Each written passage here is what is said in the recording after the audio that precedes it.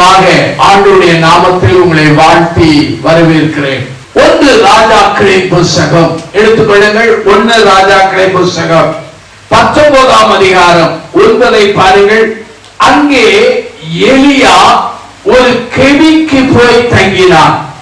இதோ கர்த்தருடைய வார்த்தை அவனுக்கு உண்டாகி அவர் எலியாவே, இங்கே உனக்கு என்ன காரியம் என்றார். ஒரே ஒரு கேள்வி. ஆண்டவர் கர்த்தாதி கர்த்தர் அவர் கேட்கிறார் எலியாவை பார்த்து, எலியாவே இங்கே உனக்கு என்ன காரியம்? எல்லாரும் சேர்ந்து சொல்வோம், இங்கே உனக்கு என்ன காரியம்? கேள்வி மிக முக்கியமானது. கேள்விகளை கேட்காமல் யாரும் உரையாட முடியாது. கேள்விகளை கேட்காமல் நம்மால் எழுத முடியாது, மக்களோடு தொடர்பு கொள்ள முடியாது. அனைவருக்கு கேள்வி கேட்கிற வரம் உண்டு, ஆனால் பதில் சொல்ல வரம் கிடையாது, இல்லையா? அநேகர் கேள்வி கேட்பார்கள். குறிப்பாக சபைகளிலே கேள்வி கேட்கிறவர்கள் ரொம்ப பேர் உண்டு, ஆனால் பதில் சொல்லுகிறது கடினம். இங்கே வேதாமத்திலே எலியா என்கிற ஒரு தீர்க்கன், அவனை பார்த்து மனிதன் கேட்கவில்லை, படைத்தவர் கேட்கிறார், எலியாவே இங்கே உனக்கு என்ன காரியம்? கேள்வி நம்மை சிந்திக்க வைக்கிறது. கேள்வியானது நம்மை மதிப்பீட செய்கிறது. ஆங்கிலத்திலே இவாலுவேஷன் என்பார்கள். நம்மை சிந்திக்கவும் மதிப்பிட செய்கிறது. ஆண்டவர் இந்த கேள்வி மூலமாய் என்னோடு உங்களோடு பேசுகிறார். எலியா யார்? ஒரு அருமையான ஒரு தீர்க்கன். 1 ராஜாக்கள் 17ஆம் அதிகாரம் 1 வாசிப்பீர்கள் என்றால் ஆங்கிலத்திலே சொன்னால் unknown prophet என்று சொல்லலாம். அதாவது அவனுக்கு பேர், அவனுக்கு யாரும் அவனை பற்றி தெரியாது. 1 ராஜாக்கள் 17ஆம் அதிகாரத்துக்கு முன்னாலே வாசித்தால் எலியாவை குறித்து ஒரு வசனமும் கிடையாது. அப்படியானால் பொருள் என்ன? அவனுக்கு யாரும் தெரியாது. திடீரென்று வருகிறார், திடீரென்று ராஜாவுக்கு முன்னாலே வந்து நிற்கிறார். அந்த ராஜா யார்? ஆகாப் ராஜா.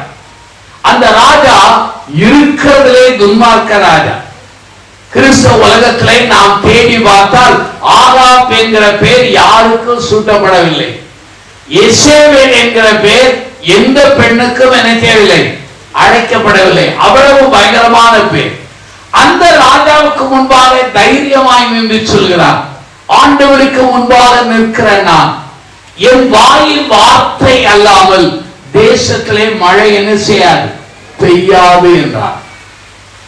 அப்படிப்பட்ட ஒரு தீர்க்கன் பின்னாலே அவனை அக்னி ரதத்திலே எடுத்துக் கொள்ளப்படும் பொழுது அவன் ஒரு தேவ மனிதனாகவே மாறுகிறார். நீங்கள் வீட்டிலே போய் 3 அதிகாரத்தை நீங்கள் வாசித்து பாருங்கள். 1 ராஜாக்கள் 17ஆம் அதிகாரம் எலியாவின் தாழ்மையை குறிக்கிறது. ஹியூமிலிட்டி. ஆண்டவர் கேரி தாற்றங்கரைக்கு போய் என்றார், உடனே போய்விட்டார். சாரிவாத்துக்கு போய் என்றார், உடனே போய்விட்டான். இங்கே 1 ராஜாக்கள் 17 அவன் தாழ்மையை குறிக்கிறது. 1 ராஜாக்கள் 18 பார்த்தால் அவனுடைய ஹீரோயிசம், அதாவது அவன் அத்தனை பொல்லாத தீர்க்கர்களை கொண்டு போட்டு வானத்திலிருந்து அக்னியை இறக்க பண்ணின ஒரு அருமையான ஒரு தலைவர், வெற்றியின் தலைவர். 1 ராஜாக்கள் 19ஆம் அதிகாரத்தை பார்த்தால் அவருடைய மனித தன்மை சொல்லப்படுகிறது. ஹியூமனிட்டி. மனித தன்மை என்ன? யாக்கோபு எழுதுகிறார் அல்லவா, அவர் யாக்கோபு எழுதும் போது சொல்லுகிற ஒரு காரியம் என்ன? அவன் நம்மை போல பாடுள்ள மனுஷன். அப்ப என்ன அர்த்தம்? 17ல தாழ்மை, 18லே அவனுடைய ஹீரோயிசம், 19லே அவருடைய மனித பலவீனம். இப்ப நம்ம படிக்கிற அதிகாரம் 19ஆம் அதிகாரம் எடுத்துக்கொள்ளுங்கள். 19ஆம் அதிகாரம். இந்த 19ஆம் அதிகாரத்திலே நீங்கள் வாசிப்பீர்கள் என்றால் எலியாவின் சூழ்நிலை என்ன? எசேவேலுக்கு பயந்து சூரை செடியின் அடியிலே படுத்துக் கொண்டு கர்த்தாவே என்னை எடுத்துக்கொள்ளும் என்று என்ன செய்கிறார்? ஜெபிக்கிறார். அப்படியானால் எலியாவின் நிலைமை என்ன? தோல்வியின் நிலைமை. எலியாவின் நிலைமை என்ன? மன அழுத்தம் உள்ள நிலைமை. எலியாவின் நிலைமை என்ன? ஏமாற்றத்தின் நிலைமை. அவனுடைய வாழ்க்கையில என்ன ஏமாற்றம்? வானத்திலிருந்து அக்கினி இறங்கின உடனே எசேவேலும் ஆகாபும் மனம் திரும்புவான் என்று எதிர்பார்த்தான். மனம் திரும்பவே இல்லை. அது ஒரு பெரிய ஏமாற்றம். நம்ம வாழ்க்கையில் எவ்வளவோ ஊழியம் செய்கிறோம், எவ்வளவோ முயற்சிக்கிறோம். சிலர் மனம் திரும்பாத போது நமக்கும் என்ன வருகிறது? ஏமாற்றம் வருகிறது. இதே போல ஏமாற்றம், தோல்வி, மனக்கலக்கம் அல்லது அவனுடைய வாழ்க்கையிலே அநேக சூழ்நிலையிலே இருந்து கொண்டிருக்கிறார். அவனை பார்த்ததான் ஆண்டவர் கேட்கிறார், எலியாவே இங்கே உனக்கு என்ன? அருமையான சகோதரி, சகோதரியே, ஆண்டவருடைய பார்வையிலே நீங்கள் தோல்வி அடைந்தவர்களாக இருக்கலாம், ஏமாற்றம் அடைந்தவர்களாக இருக்கலாம், அல்லது குழப்பத்திலே ஒருவேளை இருக்கக்கூடிய நிலையில இருக்கலாம். எங்கு போனாலும் கதவுகள் பூட்டப்பட்ட அந்த அவமானத்திலே நீங்கள் இருக்கலாம். ஆண்டவர் கேட்கிறார், இங்கே உனக்கு என்ன காரியம்? இன்றைக்கு நம்முடைய அனுபவம் இன்னைக்கு மாறப்போகிறது. இன்றைக்கு நம்முடைய சூழ்நிலை மாறப்போகிறது. மூன்றே குறிப்புகள் தெளிவாய் நான் சொல்ல விரும்புகிறேன். மூன்றே குறிப்புகள். ஒன்று, ராஜாக்கள் 19ஆம் அதிகாரத்திலே 1 நீங்கள் 18 அல்லது 19 வரை மனதிலே வாசித்து பாருங்கள். இந்த செய்தியிலே ஆவியானவர் எனக்கு கற்றுக் கொடுத்த ஒரு குறிப்பு என்ன தெரியுமா? இந்த அருமையான எலியாவை சூழ்நிலை அவனை முடக்கிவிட்டது. ஆங்கிலத்தில் சொல்ல வேண்டும், இந்த சர்க்கம்டன்சஸ், அதாவது சூழ்நிலை அவனை அப்படி முடக்கி போட்டது. என்ன சூழ்நிலை? 1 ராஜாக்கள் 19 எடுங்க. 18ஆம் அதிகாரத்திலே எத்தனையோ தீர்க்கர்களை கொண்டு போட்டான், கள்ள தீர்க்கர்களை. வானத்திலிருந்து அக்கினி இறங்கியது. ஆனால் அப்படிப்பட்ட எலியா ஜெபித்தால் பெருமழை வந்தது. ராஜாவுக்கு முன்பாக, ரதத்துக்கு முன்பாக ஓடுகிறார். அப்படிப்பட்ட இந்த எலியாவை பார்த்து எசேபேல் சொல்கிறார். என்ன சொல்கிறார்? இதோ நீ கொண்டு போட்ட பாகாலுடைய தீர்க்கர்களுக்கு சமமாக, சரியாக இதே நேரத்திலே, நாளை இந்நேரத்திலே உன்னை கொண்டு போடுவேன் என்றார். அப்ப என்ன அர்த்தம்? 24 மணி நேரத்துல அவனை கொல்ல விரும்புகிறார். கொஞ்சம் யோசிச்சு பாருங்க. எசேபேல் பெரியவரா, கர்த்தர் பெரியவரா? சொல்லுங்க. கர்த்தர். ஆனா இப்ப எலியாவுக்கு கர்த்தர் பெரியவரா இல்ல, யார் தான் பெரியவரா இருக்கிறார்? எசேபேல். எடுங்க 1 ராஜாக்கள் 19 எடுங்க. அங்கே 3 பாருங்கள். அவனுக்கு அது தெரிந்த போது, அவனுக்கு அது தெரிந்த போது இந்த எலியாவை சூழ்நிலை முடக்கி போட்டது.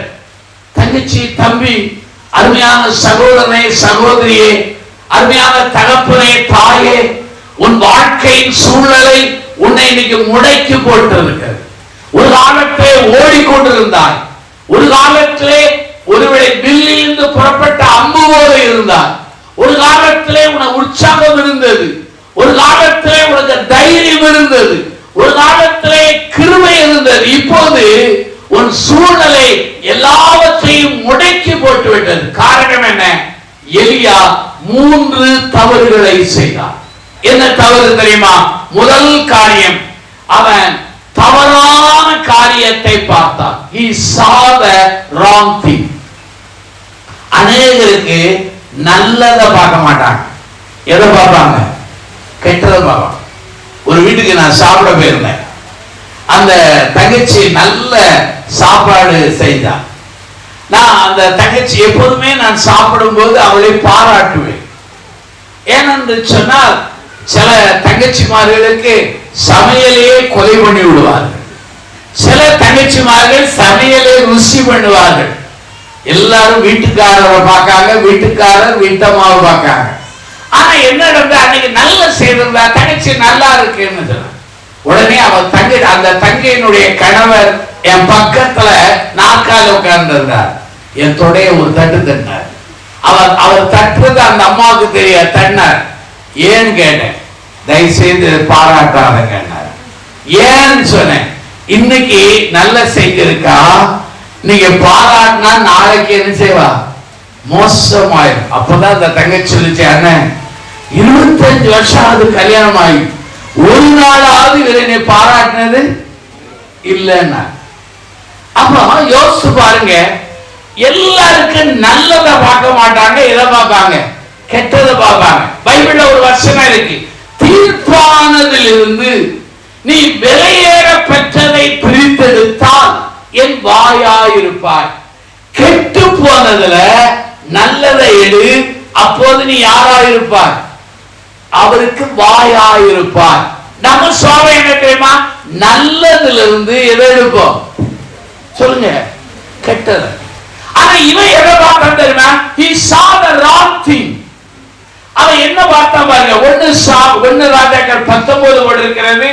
அவருக்கு அது தெரிந்த போது, அதை இன்னொரு மொழியில் பெண்ண, அது அவனுக்கு, அதை அவன் கண்ட போது, அறிந்த போது என்ன தெரியும், எதை அறிந்தார், எசேபேல் அவனை கொல்ல திட்டமிடுகிறார். இந்த ராங்க தான் பார்க்கிறார். ஆனா என் தேவன் உன் தேவனாகிய கர்த்தர் எசேபேலை காட்டிலும் பெரியவர். ஆகவே அதை அவன் மறந்து போனான், அவன் மறந்து போனான். அருமையானவர்களே, நம்முடைய வாழ்க்கையிலே நாம் சிந்திக்க வேண்டும். அநேக சமயங்களிலே இந்த எலியாவை போலத்தான் சூழ்நிலையை பார்க்கிறோம். ஒருவேளை மேகத்தையும் காற்றையும் மழையும் பார்த்தால் யாரும் விதைக்க முடியாது இல்லையா? இன்னைக்கு வரும்போது அண்ணம்மா சொன்னாங்க, ஐயா வெளியே கூட்டம், அப்பதான் மழை பெய்யுது. ஆனா ஆண்டவர் இந்த அருமையான கூட்டத்தில் புத்திசாலிகள் இருக்கிறீர்கள், அருமையாய் நல்ல நன்றாக செய்து பெரிய காரியங்களை செய்திருக்கிறீர்கள், உங்களை பாராட்டுகிறேன். என்னாகும் 13ஆம் அதிகாரம் 32-33 பாருங்கள். அங்கே வேவு பார்க்க 12 பேரை அனுப்பினான் மோசே. அதிலே 10 பேர் என்ன சொன்னார்கள், அந்த தேசம் பயங்கரமான பாலும் தேனும் ஓடுகிற தேசம், அந்த ஜனங்கள் நெடிய ஜனங்கள், அந்த ஜனங்களை நம்மால் ஜெயிக்கவே முடியாது. ஆனா 2 பேர் சொன்னாங்க, அவர் கர்த்தர் நம்மோடு இருந்தால் அவர்களை என்ன செய்யலாம், ஜெயிக்கலாம். மத்தேயு 14ஆம் அதிகாரம் 30-31 பாருங்கள். ஆண்டவர் கடலில் நடந்து வருகிறார். யாரை? சீடர்களை காப்பாற்ற. எல்லாரும் அவரை பார்த்து ஆவேசம் என்று சொல்கிறார்கள். உடனே ஆண்டவர் சொல்கிறார், நான் தான், திடன்கள், பயப்படாதீர்கள் என்றார். உடனே பேதுரு சொல்கிறார், ஆண்டவரே நீராக இருந்தால் உம்மை போல கடலில் நடக்க எனக்கு என்ன செய்யும், அனுமதி விடும். வா என்றார், கடலில் நடந்தார். உலகத்துல எந்த உபகரணம் இல்லாமல் கடலில் நடந்தவர்கள் 2 பேர். ஒருவர் யார் என்றால் ரட்சகரான இயேசு, 2வது ரட்சகரான இயேசுவை பின்பற்றின பேதுரு தான் இல்லையா? அப்படியானால் இப்போது கடலில் நடந்து கொண்டே வருகிறார். திடீரென்று காற்றை பார்த்தார், சூழ்நிலைகளை பார்த்தார், அலையை பார்த்தார், கடலுக்குள் அமிழ்ந்து விடுகிறார். உடனே ஆண்டவரை ரட்சியும் என்றார். ஆண்டவர் அவன் கையை பிடித்து தூக்குகிறார். ஏன் சந்தேகப்பட்டாய் என்று கடிந்து விடுகிறார். சகோதரனே, சகோதரியே, வாழ்க்கையிலே ஒரு நாள் சூழலை பார்க்கிறார். ஆண்டவர் ஒரே நாளிலே சூழலை மாற்ற முடியும். ஒரு நாளிலே சிறையில் இருந்த யோசேப்பை ஒரே நாளிலே அவன் எங்கே கொண்டு வந்தார், அரண்மனைக்கு கொண்டு வந்தார் இல்லையா? பிரிசன்ல இருந்து பேலஸுக்கு கொண்டு வந்தார். ஆண்டவர் எண்ணினால் ஒரே நாளிலே இருந்த அந்த மொர்தெகாயை அங்கே ராஜாவுக்கு அடுத்த ஸ்தானத்திலே கொண்டு வந்தார். காரணம் என்ன? நம்ம ஆண்டவர் வல்லமையுள்ளவர், புழுதில் இருக்கிற நம்மை உயர்த்தும் தேவன்.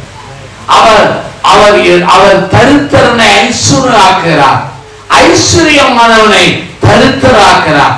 சிறையில் உள்ளவர்களை ராஜாவாக மாற்றுகிறார். அங்கே அரண்மனையில் உள்ளவர்களை எங்கே அனுப்புகிறார்? சிறைக்கு அனுப்புகிறார். இதெல்லாம் ஆண்டவருடைய வேலை. அப்படியானால் எலியாவின் வாழ்க்கையிலே அவனை முடமாக்கினதற்கு காரணம் என்ன தெரியுமா? சூழ்நிலை. சூழ்நிலையிலே முடமாக்கிய முதல் காரணம் என்ன? அவன் தவறானதை பார்த்தான். கைகூப்பி கேட்கிறேன், தயவு செய்து தவறானதை பார்க்காத. தவறானதை மாற்றும் வல்லமுள்ள ஆண்டவரை பாரு. நான் 50 வருஷம் வேலை செய்றேன். இந்த 50 வருஷத்துல நான் சந்தித்த வியாதிகள், மரண போராட்டங்கள், எதிர்ப்புகள், அநேக கஷ்டப்பான அனுபவங்கள் எல்லாம் உண்டு. ஆனால் அநேகர் என்னை ஊழியம் செய்ய முடியாத அளவுக்கு பல நெருக்கடிகள் வந்தது. ஆனால் இந்த 50 ஆண்டுகள் நான் இதில் நிற்பதற்கு காரணம் தெரியுமா?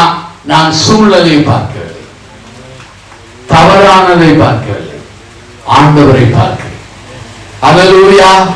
முதலாவது தவறானதை பார்த்தான். இரண்டாவது என்ன தெரியுமா? அவன் தவறானதை கேட்டான்.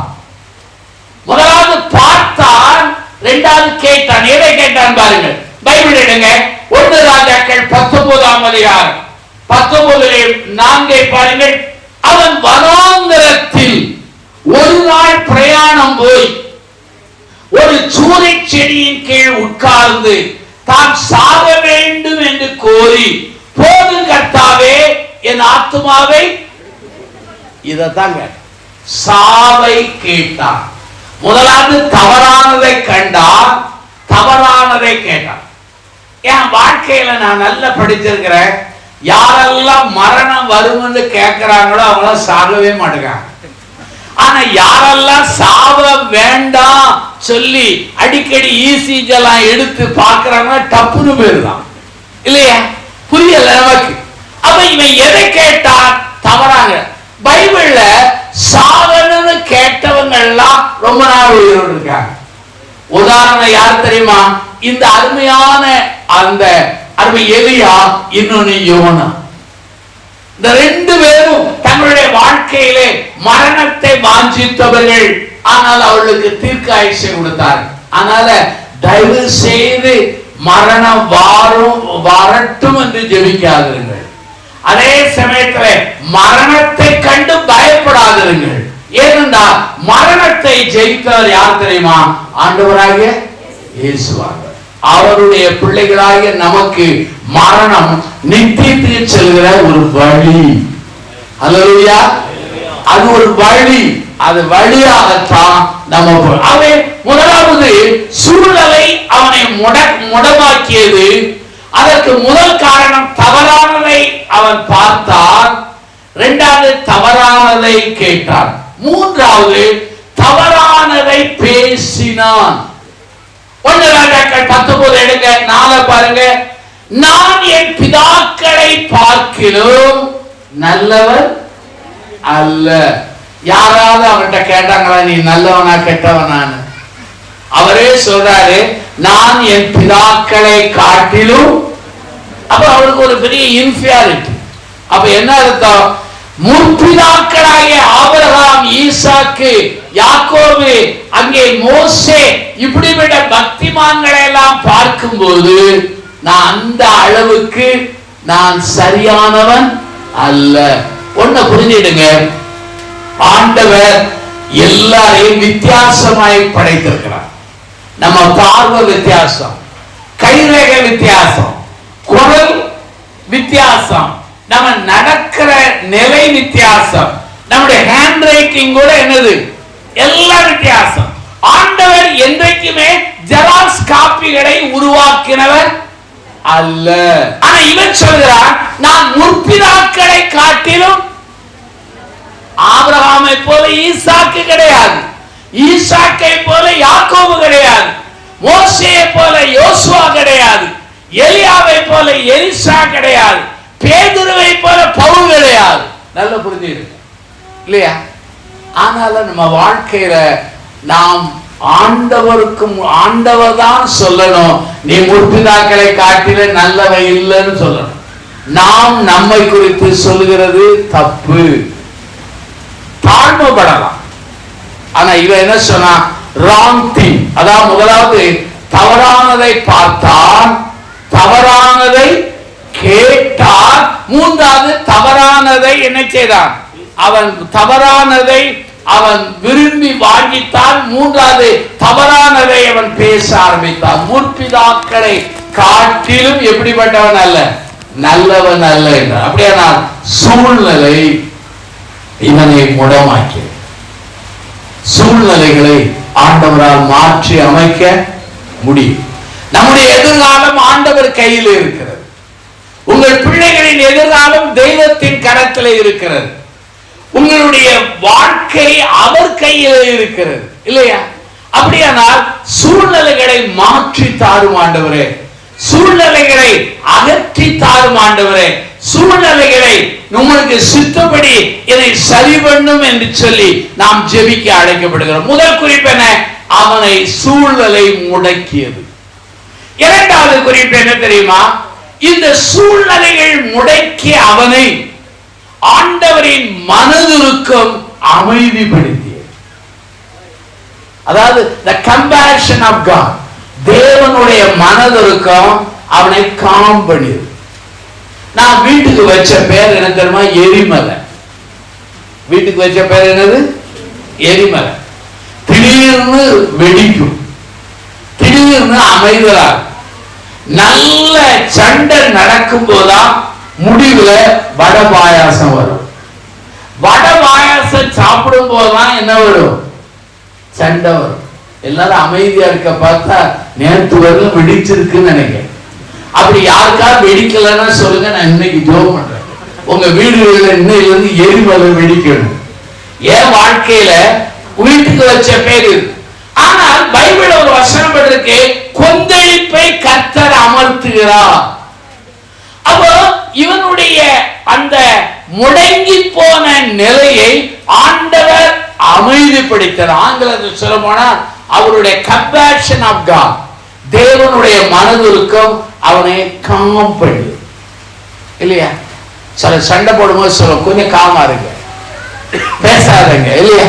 அதே போல ஆண்டவர் என்னை எப்படி காம் பண்ணார்? கொஞ்சம் பைபிள் எடுங்க.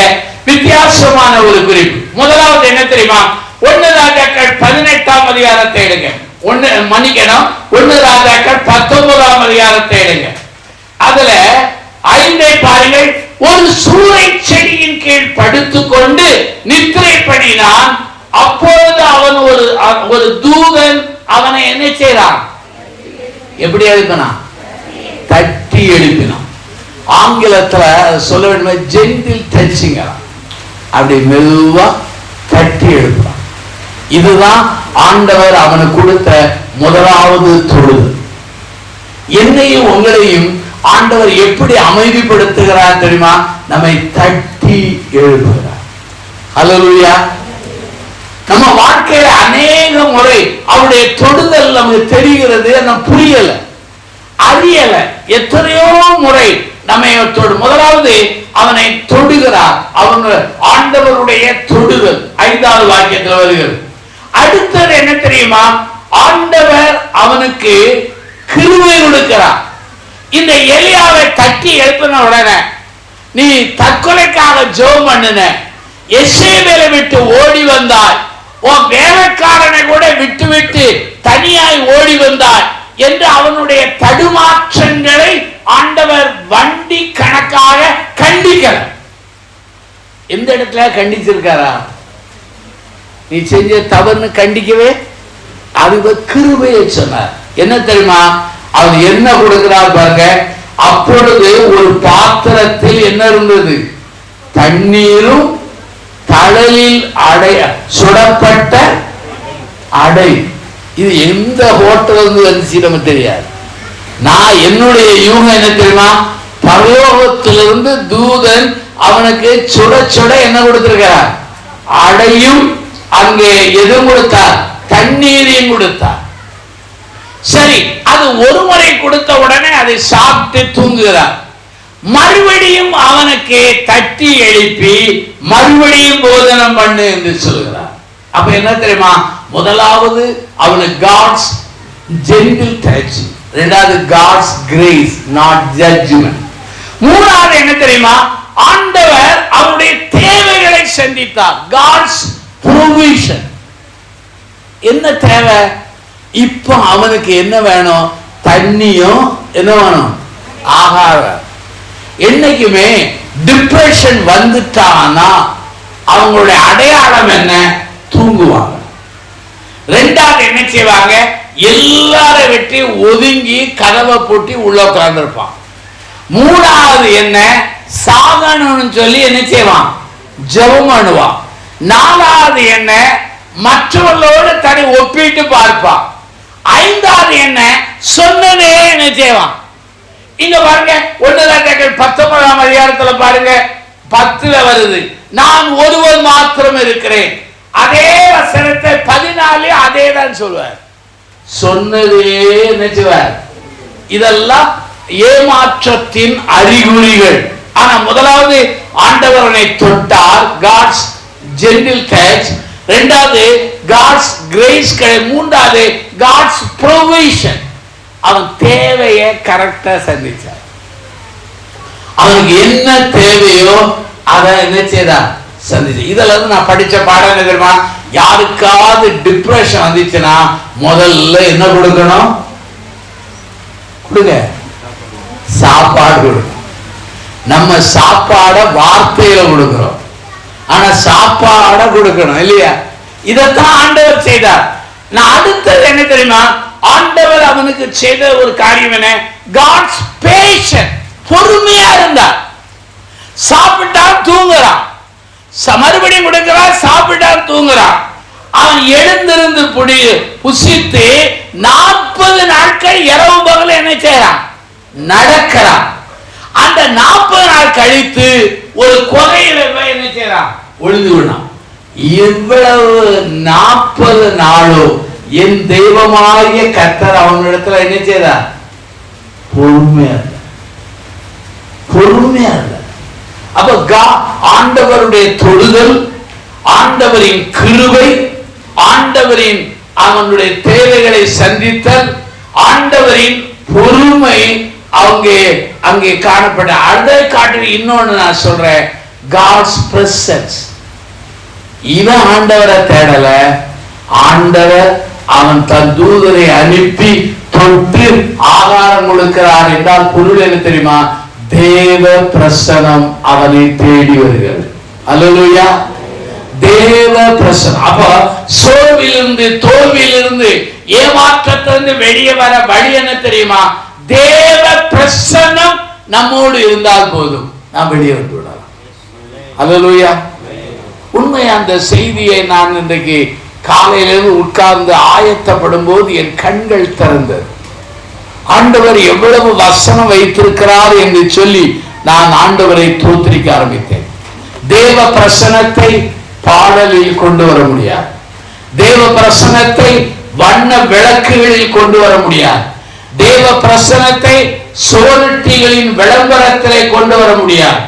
தேவ பிரசனத்தை பிரசங்கிமானாலும் கொண்டு வர முடியாது. தேவ பிரசனம் எங்க வரும் தெரியுமா? தெய்வம் அந்த இடத்துல வந்துட்டார்னா என்ன வரும்? நான் பல இடங்கள்ல போய் ஊழியம் செய்திருக்கிறேன். பெருங்கூட்டம் இருக்கும், தேவ பிரசனம் இருக்காது. ஒரு 4 பேர் கிழிஞ்ச சட்டை போட்டு ஏழ்மையா உட்கார்ந்து ஆராதிப்பாங்க. அங்க என்ன இருக்கும்? அங்க போற உடனே கண்ட தாரதாரையா கண்ணி வரும். அப்போ வாழ்க்கையிலே தேவனுடைய தொடுதல், காட்ஸ் ஜென்டில் டச். இரண்டாவது காட்ஸ் கிரேஸ், கிருபை. மூன்றாவது என்ன? காட்ஸ் ப்ரொவிஷன், அவன் தேவை சந்தித்தார். நான்காவது என்ன? God's patience. ஐந்தாவது என்ன? God's presence. அப்ப இந்த 5 மூலமாய் எலியாவை அமைதிப்படுத்தினார். அல்லேலூயா. எலியாவை அமைதிப்படுத்தின ஆண்டவர் உன்னை அமைதிப்படுத்த மாட்டார். கட்டாயம் அமைதிப்படுப்பார். உன் தேவைகளை உனக்கு தெரியும் என்று எண்ணலாம், உன்னை படைத்த ஆண்டவருக்கு தெரியும். அல்லேலூயா. நான் ஒரு முறை திருநெல்வேலியில் இருக்கிறேன். திருநெல்வேலியில் 2 காரியம் முக்கியமானது. அல்வாவுக்கும் பஞ்சம் கிடையாது, அருவாளுக்கும் பஞ்சம் கிடையாது. அதை ஓப்பட சொல்றேன். அதனால அல்வாவும் கொடுப்பாங்க, இதையும் கொடுப்பாங்க. ஆனால எனக்கு சர்க்கரை வியாதி இருந்தது 2007. இப்ப ஆண்டுடைய கிருபையினாலே மேக்சிமம் நல்ல சுகமாகிவிட்டது. அப்படிப்பட்ட ஒரு சூழ்நிலையில எனக்கு ஒரு ஆசை, திருநெல்வேலியில அல்வா சாப்பிடணும். ஆனா அந்த சர்க்கரை வியாதியினால யாருமே சாப்பிடக்கூடாதுன்னு கண்டி பண்ணிட்டாங்க. நான் திருட்டுத்தனமா ஒரு ஆட்டோ பிடிச்சுமே அல்வா சாப்பிடலாம், அது பொய் நினைச்சு நான் அமைதியா ஒரு நாள் ஜோம் பண்ணேன், ஆண்டவரே அல்வா சாப்பிடலாம். ஜோம் பண்ணி முடிச்சுட்டு எந்திக்கிறேன், ஒரு ஐயா கதவை தட்டினார். அவர் என் நீண்ட கால நண்பர். ஐயா வாங்க உட்காருங்க. என்ன சொன்னார், ஐயா உங்களை பார்த்து எத்தனையோ வருஷம் ஆயிடுச்சு, திடீர்னு உங்களை பார்க்க ஆசை வந்துட்டேன். கையில பார்த்தா ஒரு பெரிய அல்வா பார்சல் வச்சிருக்காரு, 1 கிலோ நிறைய அல்வா, தொட்டா அப்படி சுடுது, அவ்வளவு அல்வா. அடுத்த பார்சல பார்த்தா நான் யாராலும் புக்குகள் வாசிப்பேன், அந்த ஆவிக்குரிய புத்தகங்கள் வாங்கி வந்தார், கொடுத்துட்டு அடுத்தது போயிட்டார். அப்பதான் நினைச்சேன், நம்ம எண்ணுகிறது, பெருமூச்சு விடுகிறது, ஏக்கங்கள் எல்லாமே யாருக்கு தெரியும்? அல்லேலூயா. இந்த 2 ஆகாரத்தினாலே எலியா எத்தனை நாள் நடந்தான்? அல்லேலூயா. நாளா யோசனை, இந்த இப்படிப்பட்ட 2 ஆகாரம் கிடைக்காதா? கிடைச்சா 40-400 நாட்கள் நடக்கலாம். அல்லேலூயா. அப்ப முதலாவது சூழ்நிலை அவனை முடக்கியது, இரண்டாவது தேவனுடைய அந்த மனதுருக்கம் அவனை என்ன செய்தது? அமைதிப்படுத்தி. இந்த ராத்திரி வேளையிலே தேவ மனதுருக்கம் உன் பிரச்சனைகளை அமைதிப்படுத்த போகிறது. அல்லேலூயா. இந்த ராத்திரியிலிருந்து அற்புதம் தொடங்க போகிறது. எப்படி தொடங்க போகிறது எனக்கு தெரியாது, என்ன விதமாக உனக்கு விடுதலை வரப்போகிறது தெரியாது, என்ன விதமாய் உனக்கு அற்புதங்கள் நிகழப்போகிறது எனக்கு தெரியாது. நான் ஆண்டவருடைய மனுஷன், ஆண்டவர் சொல்லுகிறதை நான் சொல்லுகிறேன், அவ்வளவுதான். ஆனால் என்ன நடக்கிறது என்று எனக்கு தெரியாது. எங்களுடைய வேலை, நாங்கள் ஒரு போஸ்ட்மேன் வேலை தான், அவர் சொல்றதை சொல்லிடுவோம், ஆனால் செய்வதெல்லாம் யார்தான்? ஆண்டவர். மூன்றாவது குறிப்பு என்ன? அவருடைய நேரடி சந்தித்தல் அவனுடைய பிரச்சனையை பூரணமாக சுகப்படுத்தியது. ஆங்கிலத்திலே வித்தியாசமாய் சொல்வார்கள். ஆனால் அங்கே இந்த இடத்திலே பாருங்க, அவனை நேரடியாய் சந்தித்த அந்த நிலைகள் அது அவனை அமைதிப்படுத்தியது மாத்திரமா, சுகப்படுத்தியது. அருமையானவர்களே, நம்முடைய ஜீவியத்தை நாம் சிந்தித்து பார்ப்போம். என்னென்ன காரியத்தெல்லாம் அவர் நேரடியாக சந்திக்கிறார்? முதலாவது பாருங்கள், 1 ராஜாக்கள் 19 பாருங்கள், 9 சொல்கிறார், எலியாவே இங்கே உனக்கு என்ன காரியம்? இவனுடைய அழைப்பு என்ன? தீர்க்கனுடைய அழைப்பு. இவன் இருக்க வேண்டிய இடம் என்ன? கர்மேல், இல்லையா? ஆனா இப்ப இருக்கிற இடம் எங்க? சூழச்செடி. இப்ப இருக்கிற அனுபவம் என்ன? பின்வாங்கி போன ஒரு அனுபவம். அதுவும் குகையிலே ஒளிந்து கிடக்கிறான். அப்போதுதான் ஆண்டவர் கேட்கிறார், அவருடைய ஆக்ஷனை அவனோடு கூட நேரடியாக பேசுகிறேன். இங்கே உனக்கு என்ன காரியம்? இந்த ராத்திரி வேளையிலே சகோதரியே, சகோதரனே, வாலிப தம்பியே, தங்கச்சியே, உன்னை பார்த்து ஆவியானவர் கேட்கிறார், இங்கே உனக்கு என்ன காரியம்? உன்னுடைய அழைப்பு என்ன? உன் தேர்ந்தெடுத்தல் என்ன? உன்னுடைய ஆன்மீக நிலை என்ன? ஒரு கொடுக்கப்பட்ட பொறுப்பு என்ன? ஒரு கொடுக்கப்பட்ட கிருபை என்ன? நீ சிந்திக்கணும், இல்லையா? அநேக ஆண்டவர் கொடுத்த தாளந்துகளை இன்னொரு இடத்துல போய் பயன்படுத்துறாங்க. நல்ல இசை மீட்பார்கள், ஆனா ஆண்டவருக்கு பயன்படுத்தாபடி வேற எங்கேயோ செய்கிறார்கள், இல்லையா? சிலர் எத்தனையோ பேருக்கு நல்ல தாளந்து, இமேஜினேஷன் தாளந்து இருக்கிற, அதை வைத்து தப்பானதை அவர்கள் எழுதுகிறார்கள். ஆனா எலியாவை கேட்கிறார், உன்னுடைய அழைப்பு என்ன? தீர்க்க. நீ இருக்க வேண்டிய இடம் என்ன? கர்மேல். உன்னுடைய பணி என்ன? எல்லாருக்கும் முன்பாக நீ சேலஞ்ச் பண்ணணும். ஆனா இவன் எங்க இருக்கிறான்? குகைக்குள்ளே எங்க இருக்கிறான்? ஒளிந்து கொண்டிருக்கிறான்.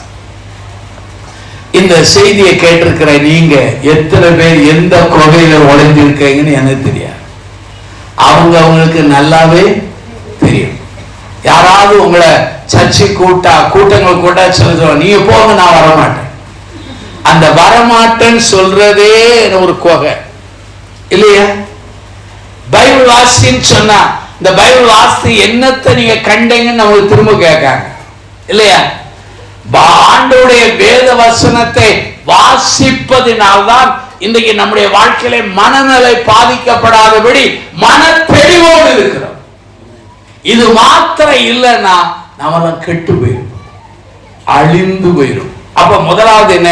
அவருடைய ஆக்ஷன்ல ஆண்டவர் பேசுகிறார், நேரடியாய் சந்தித்து பேசுகிறார்.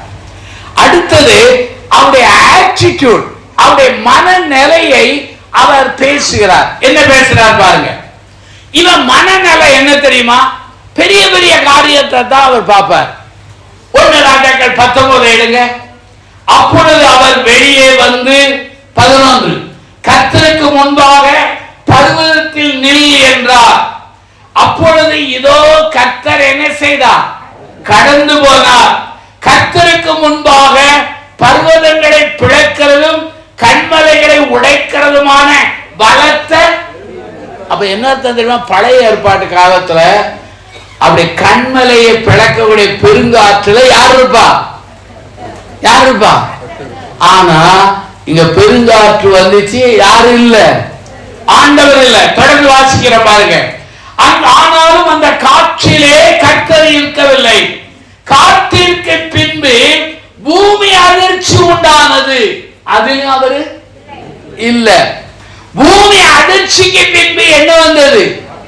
இந்த அக்னி 18 அதிகாரத்துல வந்துச்சு, அதிலும் ஆண்டவர். அப்ப இவனுடைய ஆட்டிடியூட் என்ன தெரியுமா?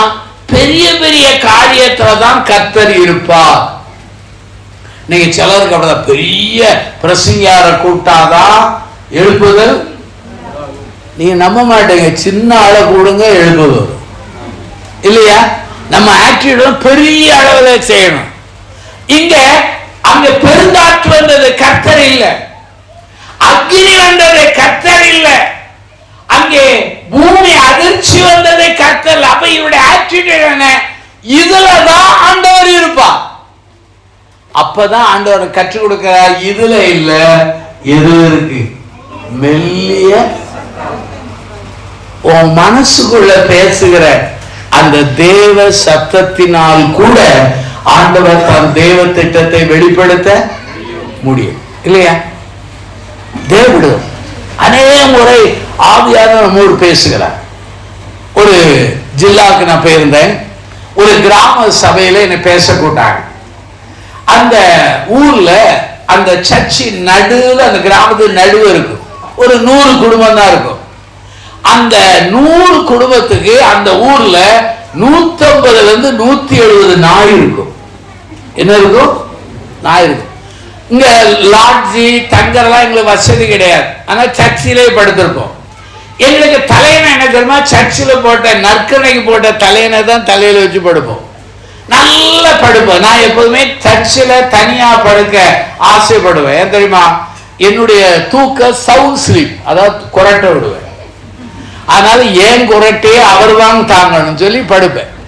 நல்ல படுப்பேன். எனக்கு பாத்ரூமுக்கு வெளியே போனோம்னா வெளியே தான் போகணும், ஒரு பாத்ரூம் கூட கிடையாது. திடீர்னு யோசிக்க, வெளியே போனா நாய் கடிச்சா என்ன செய்யறது? அது ஒரு நாய் இல்ல, 150 170 நாய் இருக்கு. அது கடிச்சா தொப்பை சுத்தில என்ன போடுவாங்க? ஊசி போடுவாங்க. இப்ப கையில போடுறாங்க. அது வேற நாயை போல குறைப்பெல்லாம் சொல்றாங்க. இதெல்லாம் நமக்கு தெரியாது சொல்லி நான் அமைதியா படுக்க நல்லா தூங்கிட்டேன். திடீர்னு என்னை யாரோ எழுப்புன போல இருந்துச்சு. அது ஒரு அசிரி சத்தத்தை எழுப்பி வெளியே போ, வெளியே போ. அந்த சத்தம் எனக்குள்ள மெல்லிய சத்தம். நான் முடியாத ஆண்டவரே, வெளியே போனா நான் இருக்கு ஐயா, நீ 170 பேருக்கு தூதர்கள் அனுப்பணும். வேண்டாம் ஐயா, இன்னும் உட்காருங்க. நீ நம்ப மாட்டீங்க, போது மறுபடியும் அந்த சத்தம் வெளியே, அந்த போர்வையோடு அப்படி வெளியே வந்து கதவை திறந்து ஒரு காலை வெளியே வச்சேன், ஒரு காலை உழைச்சேன். எந்த நாளைக்கு போயிடும்.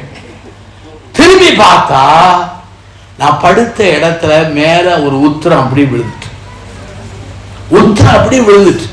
அது படுத்து இருந்தா அன்னைக்கு தலையில விழுந்து செத்துருப்பேன். அப்போ அக்கினியிலே அல்ல, பெருங்காற்றிலே அல்ல, ஒருவேளை நீ பூமி அதிர்ச்சியில் அல்ல, ஒருவேளை நீ எண்ணலாம் ஆண்டவர் இப்படித்தான் பேச வேண்டும், இப்படித்தான் செயல்பட வேண்டும், இப்படித்தான் செய்ய வேண்டும், நீ திட்டமிடலாம். ஆனால் ஆண்டவர் நீ எண்ணாத மெல்லிய சத்தம். ஆனாதான் இன்னைக்கு ஆண்டவர் கற்றுக் கொடுத்தார். முதல்ல ஆக்ஷன்ல அவனோடு பேசுகிறார். ஆங்கிலத்துல கான்ஃபரன்டேஷன் ஒரு வார்த்தை போடுவாங்க. அப்போ அவனோடு ஆக்ஷன்ல பேசினாரு, இப்போ ஆட்டிடியூட மாத்துறாரு. நீ எதிர்பார்க்கறது இல்லப்பா, மெல்லிய சத்தம், மெல்லிய சத்தம். இப்ப பூமி அதிர்ச்சி வந்தா கூட ஓடிடுவோம், அக்னி வந்தா கூட நடுங்கிடுவோம், பெருங்காற்று அடித்தா கூட ஒதுங்குவோம். ஆனால் மெல்லிய சத்தம் அவனை தேற்றியது. அல்லேலூயா. அந்த மெல்லிய சத்தத்துல தான் ஆண்டவர் பேசுகிறார். இன்னொரு காரியத்தை அவனை சரி பண்ணுகிறார். பேசி என்ன தெரியுமா? அனுமானம். அனுமானம் என்னன்னா அவனுடைய ஒரு கற்பனை எண்ணம். அது என்ன தெரியுமா? அவன் 2 அனுமானம் வைத்தான். 1 ராஜாக்கள் 19 எடுங்க, 1 ராஜாக்கள் 19 எடுங்க, 19 எடுங்க, 19 எடுங்க, 10 பாருங்கள். அதற்கு அவன் சேனைகளின் தேவனாகிய கர்த்தருக்காக வெகு பக்தி இருக்கிறேன் வரல, இருப்பேன் வரல.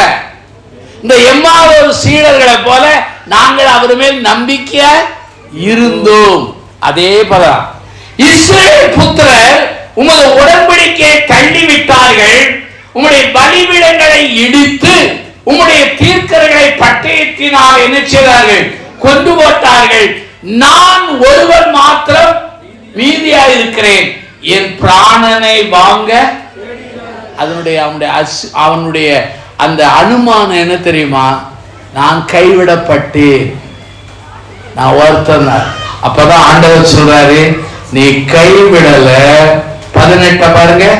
ஆனாலும் பாகாலுக்கு முடங்காதிருக்கிற முழங்கால்களையும் அவனை முத்தம் செய்யாதிருக்கிற வாய்களை உடைய எத்தனை பேர் வச்சிருக்கிற? இவன் சொல்றான் நான் ஒருத்தன் தான். ஆண்டவர் சொல்றாரு, உனக்கு தெரியாமலே எத்தனை பேர் வச்சிருக்க? நம்ம தேசத்துல கிறிஸ்தவங்க கொஞ்சம் பேர் தான், ஆனா வெளியே தெரியாத ஆட்கள் ரொம்ப பேர் இல்லையா? அப்போ நம்ம நினைக்கிற நம்ம தான் பரிசுத்தவான்னு. பரலோகத்துல போனா நம்ம பார்க்காதவங்க எல்லாம் இருப்பாங்க. நம்ம எதிர்பார்க்கிற ஆட்கள் அங்க வரமாட்டாங்க, ஆனா எதிர்பார்க்காதவங்க எல்லாம் உள்ள இருப்பாங்க. அப்ப இவன் முதல் அனுமானம் என்ன? நான் கைவிடப்பட்டேன். ஆண்டவர் சொல்ற, நீ கைவிடப்பட, உன் கூட 7000 பேரை வச்சிருக்க. அடுத்தது என்ன தெரியுமா? தன்னுடைய வாழ்க்கை முடிந்து விட்டது என்று எண்ணினான். 1 ராஜாக்கள் 19ஆம் அதிகாரத்தில் சொல்லுகிறான், கர்த்தாவே என்னை எடுத்துக்கொள்ளும். அதனுடைய பொருள் என்ன? என் லைஃப் முடிஞ்சிட்டு. ஆண்டவர் சொன்னாரு, உன் லைஃப் முடியல, இப்பதான் ஆரம்பிக்கு இல்லையா? முடியல, இப்பதான் ஆரம்பிக்கு. என்ன ஆரம்பிக்கு பாருங்க. ஆண்டவர் சொல்றார் 15 1 ராஜாக்கள் 19 அப்பொழுது கர்த்தர் அவனை பார்த்து, நீ தமஸ்கு வழியாய் வனாந்தரத்து திரும்பி போய் ஆசகேலை சீரியாவின் மேல் ராஜாவாக என்ன செய்? அபிஷேகம் பண்ணு. பின்பு நிம்சியின் குமாரனாகிய யெகூவை இஸ்ரவேலின் மேல் என்ன செய்? ராஜாவாக அபிஷேகம் பண்ணு. அதே சமயத்தில் ஆபேல் மெகலோ ஊரானான சாபாத்தின் குமாரனான எலிசாவை உன் ஸ்தானத்தை என்ன செய்? இவன் முடிஞ்சிட்டுங்கிறான். ஆண்டவர் சொல்ல முடியல, நீ 2 ராஜாவை அபிஷேகம் பண்ணணும். அதே போல நீ ஒருவனை தீர்க்கதான் உன் ஸ்தானத்துல பண்ணு. பாருங்க, தங்கச்சி, தம்பி, அண்ணன், அக்கா, உன் வாழ்க்கை முடிஞ்சுன்னு நினைக்கிற, இனிதான் தொடங்கும். அல்லேலூயா.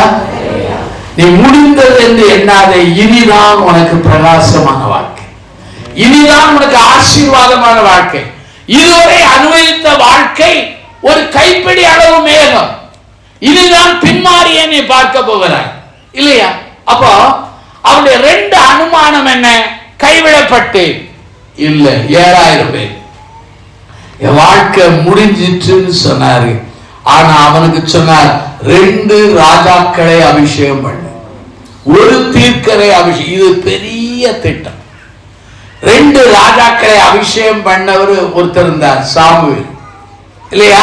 அவரு ஒரு ராஜாவை தான் ராஜாவை அபிஷேகம் பண்ணார், இன்னொருவரை ராஜாவாக ரகசியமாகத்தான் பண்ணினார். ஆனா இவன் அப்படி அல்ல, 2 பேரை ராஜாவாக அபிஷேகம் பண்ணினான், ஒருவரை தன் ஸ்தானத்தில் அடுத்த தீர்க்கனாய் அபிஷேகம் பண்ணான். இப்போ நம்ம பணிக்கு பிறகு நம்ம பையனையோ மகனையோ அடுத்த காரியங்களை அங்க நியமிக்கிறது ஒரு பெரிய ஆசீர்வாதம். அல்லேலூயா, அல்லேலூயா. நம்ம தமிழகத்துல பல இடங்கள்ல அநேக மக்கள் அடுத்த தலைமுறையை சுட்டி காட்டாதனால எவ்வளவு குழப்பங்கள் என்று நமக்கு தெரியும். இன்னைக்கு நம்முடைய வாழ்க்கையில அடுத்த தலைமுறையை சுட்டி காண்பிக்கணும். அதுக்கு வழி என்ன?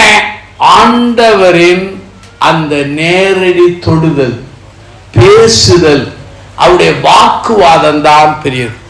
அவருடைய ஆக்ஷன், செயலை பத்தி பேசினாரு, அவனுடைய ஆட்டிடியூட பத்தி அவனோடு இடைப்பட்டாரு. 3வது அவனுடைய வாழ்க்கையில வைத்திருக்கிற தவறான அனுமானம், அதை சரிபடினார். அப்ப 3 குறிப்புகள் சொன்னேன். முதல் குறிப்பு என்ன? சூழ்நிலை அவனை முடக்கியது. 2வது தேவனுடைய அந்த மனதிற்கும் அவனை அமைதிப்படுத்தியது.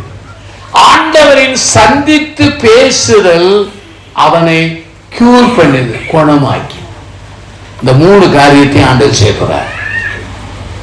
உன்னை முடக்கி வச்சிருக்கலாம், இன்னைக்கு உன்னை காம் பண்ண போறார், உன்னை கியூர் பண்ண போறார். ஆண்டவர் தந்த செய்தியை சொல்லிட்டேன், இனி நீங்கள் ஆண்டவருக்கு உங்கள் பதிலை சொல்ல வேண்டும்.